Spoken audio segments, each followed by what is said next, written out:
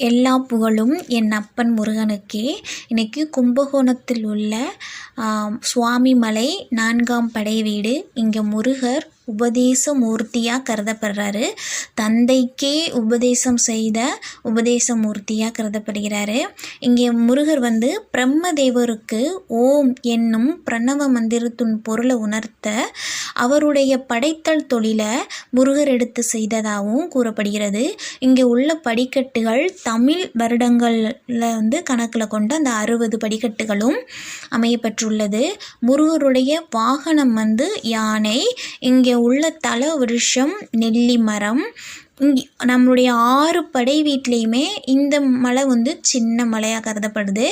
ஆனால் இங்கே உள்ள முருகர் தான் இருக்கிற எல்லா முருகரை விடையும் ரொம்ப பெரிய முருகராகவும் சொல்லப்படுது. ரொம்ப அழகான ஒரு சின்ன மலை நம்ம சுவாமி